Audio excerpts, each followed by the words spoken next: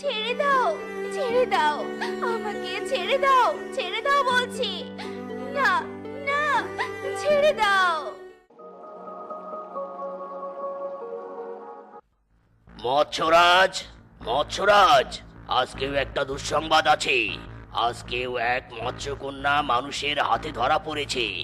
এভাবে প্রতিদিন মানুষরা যদি জলপরীদের ধরে নিয়ে যায়, তবে তো জল রাজ্য অস্তিত্ব সংকটে পড়বে। না, এভাবে মানুষদের আর ছেড়ে দেওয়া যাবে না। আমার ধৈর্যের বাঁধ ভেঙে গেছে। এবার মানুষদের তার অপরাধের শাস্তি পেতেই হবে। অক্টোদানব, তুমি দিনক্ষণ ঠিক করো। মানুষদের উপর আমরা হামলা করব। মৎস্যরাজ যখন অক্টোদানবকে এসব কথা বলছিল, ঠিক তখনই মৎস্যরাজের একমাত্র কন্যা ঝিনুকমালা পাশের এক দরজার কোণ থেকে সব কথা শুনে ফেলে আর বলে, মানুষেরা কি এত খারাপ? কেন ওরা আমাদের রাজ্য থেকে পরীদের ধরে নিয়ে যায়? আর ধরে নিয়ে গিয়েই বা মৎস্যকন্যাদের সাথে কি করে? না না, আমাকে জানতেই হবে। বাবা তো মানুষের উপর হামলা করতে চাচ্ছে। এই হামলায় তো সবকিছুর সমাধান হয় না। আমি নিজে যাব মানুষদের কাছে, দেখব তারা কেন আমাদের সাথে শত্রুতা করছে। এ কথা বলে ঝিনুকমালা তার রাজ্য থেকে বেরিয়ে এসে জলের ওপরে উঠে আসে আর মানুষ রূপ ধারণ করে বনের মধ্যে হাঁটতে থাকে। চারদিকে এত রুক্ষ কেন?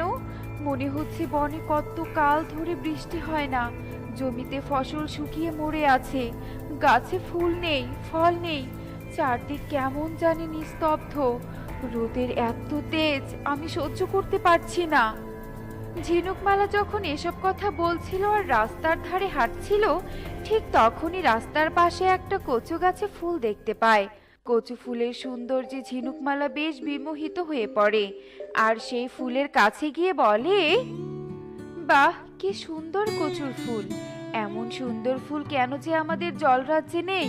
আচ্ছা, এই ফুলকে যদি আমি সোনার কচুর ফুল বানিয়ে দেই, তবে কেমন দেখতে লাগবে? দেখি তো। বাহ, ফুলটা এখন কি সুন্দর রোদের আলোতে ঝলমল করছে।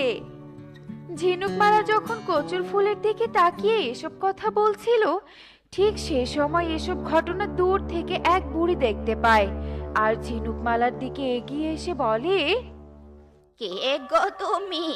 কচুর ফুলটাকে এভাবে সোনা ফুল বানিয়ে দিলে কিভাবে? ইয়ে মানে, আসলে হয়েছে কি, না মানে, তুমি তো কোনো সাধারণ মেয়ে ছেলে নও বাচ্চা। বলো বলো, তুমি কে? হ্যাঁ, সত্যি কথা বলো, নয়তো কিন্তু তোমার বিপদ হবে। না না, আমার কোনো ক্ষতি করো না। আমি বলছি বলছি আসলে সত্যি বলতে, আমি কোনো সাধারণ মানুষ কন্যা নই। আমি হলাম জলরাজ্যের মৎস্যরাজের কন্যা ঝিনুকমালা। কি বলছো কি তুমি? তুমি এক্ষুনি তোমার জল রাজ্যে ফিরে যাও। মানুষরা যদি একবার বুঝতে পারে যে তুমি মৎস্যকন্যা, তবে তোমার বিপদ হবে, বড্ড বিপদ। তোমাকে বন্দি করবে। আসলে বুড়িমা, সেটাই জানতে এখানে এসেছি। কেন মানুষেরা অযথা মৎস্যকন্যাদের বন্দি করে? আমরা তো মানুষদের কোনোদিন ক্ষতি করিনি, তবে কেন তারা আমাদের ক্ষতি করে? কি আর বলবো দুঃখের কথা। মানুষরা এত খারাপ নয় জানো তো ঝিনুকমালা, কিন্তু অভাবে স্বভাব নষ্ট হয়ে গেছে। বনে এখন খরা চলছে, ফসল মরে গেছে, মানুষজন না খেয়ে খেয়ে মরছে।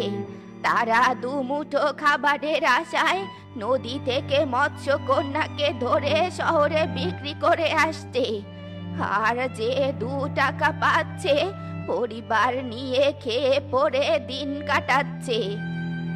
ঝিনুকমালা মানুষের কষ্টের কথা শুনে নিজের মনে বড্ড আঘাত পায় আর বলে, আহারে, সত্যি মানুষেরা বড্ড কষ্টে আছে। আচ্ছা বুড়িমা, আমি যদি মানুষদের ধন সম্পদ দিয়ে সাহায্য করি, তবে তো তাদের আর কোনো অভাব থাকবে না। তাহলে তো মানুষরাও আর মৎস্যকন্যাদের ধরবে না। সত্যি বলছো তুমি? তুমি মানুষদের সাহায্য করবে ঝিনুকমালা, সবার অভাব দূর করবে তুমি। হ্যাঁ বুড়িমা, হ্যাঁ, আমি সবাইকে সাহায্য করব।